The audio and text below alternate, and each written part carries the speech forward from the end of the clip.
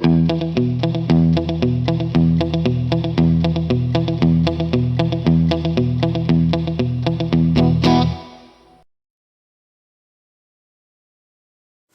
really of interest happened in the next little while, so this video is going to cover pretty much 2 weeks, and I'm just going to point out some points of interest.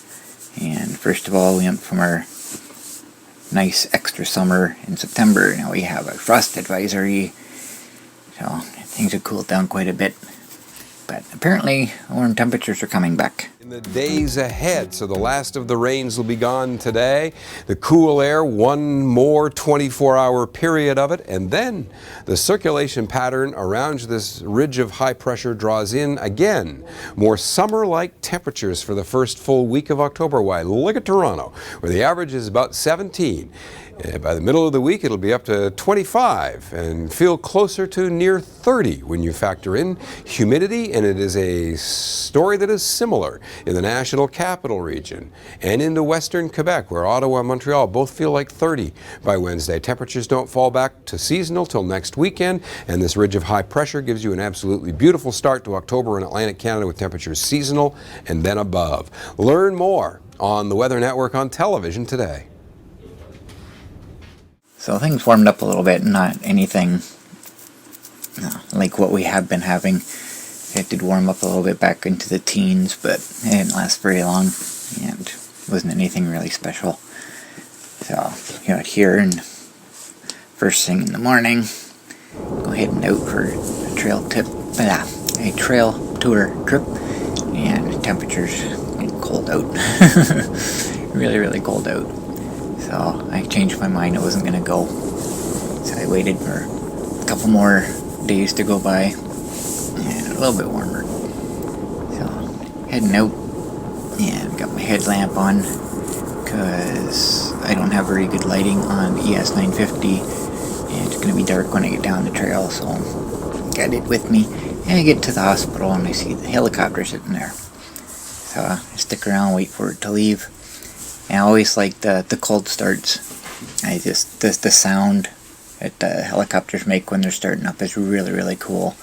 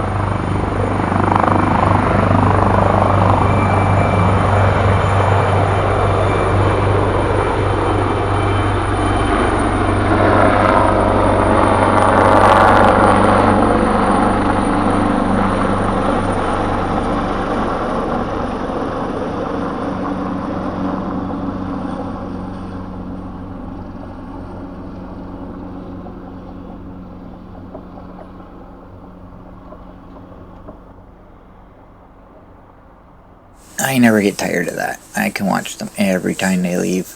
It never gets old.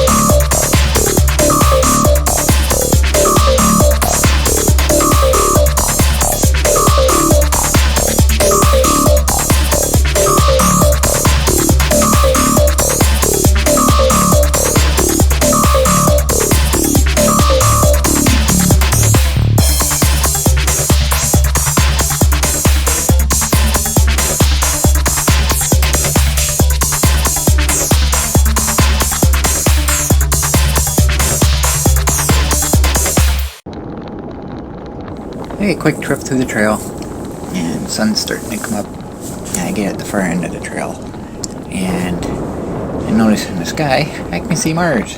I'm actually surprised that it's so bright that it's actually picked up by the camera. That's kind of cool.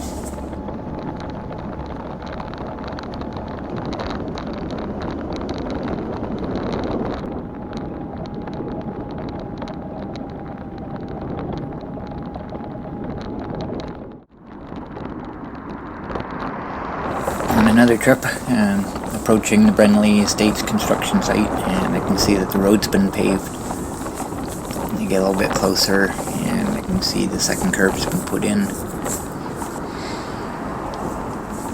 And I look up there, and they've done some landscaping too. It's really coming along. I want to go for a drive up there, but I want to wait till I get the monster going again. I'm kind of curious to see what it looks like up at the back end.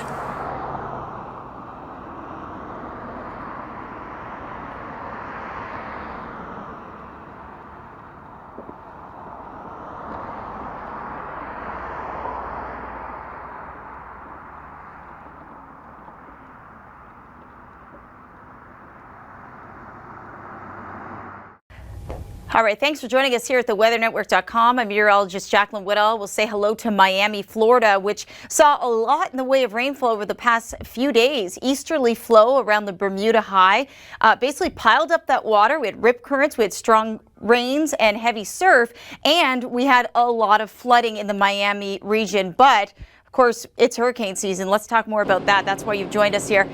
Puerto Rico doing a lot in the way of cleanup after Maria devastated the entire island. This time, we're talking about Tropical Storm Nate. So we had a bit of a break from Maria as they, are in recovery mode. We're watching for another storm. New Orleans, you are under a hurricane watch. It's been a while. In fact, the last time a storm made landfall in October in this area was 15 years ago. We've got the pink watches and warnings. Those are tropical storm watches. So at the very least, whatever this storm does in terms of intensity, we're going to be seeing tropical storm force winds, probably Cat 1 gusts, and a lot of rainfall, generally about 3 to 6 inches up toward the Gulf Coast. But I want to show you the whole area down towards Honduras, Costa Rica, Nicaragua, Belize. All those areas have just been flooded with rains. I think there's been like over 20 fatalities between those countries alone. So an awful outcome. It just goes to show you that it is only a tropical storm at this point, and that kind of damage can be done, especially in a mountainous area. Now it departs that area and heads for the Yucatan Peninsula. It is going to interact with that land a little, which is good, so that could weaken it a bit, weaken the core. But you might say, well, look at though, it has all this water to go over before landfall. Why isn't it Cat 3, Cat 4? Because even though the water temperatures are sufficient over 30 degrees Celsius or into the 80s Fahrenheit, it's going to only live over this for a very short period of time, and that's a good thing. So it'll be racing by, might have an opportunity to get up to Category 1 strength, and then the rainfall, and then the storm surge up to 7 feet at high tide in areas like New Orleans. So something to watch. The steering flow around this is basically the Bermuda High, which has been bringing your troubles, Florida. That tropical moisture interacts with a cold front. By the time we get into early next week and late weekend, that's going to bring moisture all the way through the spine of the Appalachians, possibly causing flooding, and that moisture will reach all the way into Canada. So, moisture from a tropical storm mixing with a cold front here in Ontario. We've been there before. Remember what happened in June with Tropical Storm Cindy? Yeah, that's something to look forward to. So, before that happens, we get a wind warning, advisory, I guess. Significant winds of 60 kilometers per hour and wind gusts up to 80 kilometers per hour are expected to develop overnight tonight with the arrival of a cold front. Stronger wind gusts may exceed 80 kilometers per hour over some areas, most likely north of eastern Lake Erie and Lake Ontario, as well as over higher terrain. Winds of this magnitude can toss loose objects and cause injury or damage. Gusty winds can also damage soft shelters, such as the one I have in my backyard, tents and awnings. Environment and Climate Change Canada will closely monitor the situation and issue wind warnings if necessary. Oh goody. So, 5 days have passed now, and we didn't get the wind that we were supposed to get. It was windy, but nothing that bad. And we didn't get anything from Hurricane Nate, Tropical Storm Nate, Post-Depression Nate, whatever it was by the time it got to us. And in both cases, we did get some, were affected in a certain way, but nothing to the point where they said it was going to be. And if they're going to make a mistake, then that's the way I'd rather have it. I'd rather not get what they're saying than get worse than what they're saying, so I guess that's okay. So, heading to a trail today, and this is my first time. This is October 12th. It's the first time this season that I've had to wear my winter coat, and it's really, really cold out today. And I'm driving by here, and if you look up to the left at the corn is still green. Now, this time of year, when it's usually being harvested, maybe a little bit later, but the corn's pretty much brown by that point. It's still green, and the main reason for that is the wet, super wet spring that we had. It was just too muddy, and the farmers weren't able to get it in the ground, so it was planted pretty late. So now it's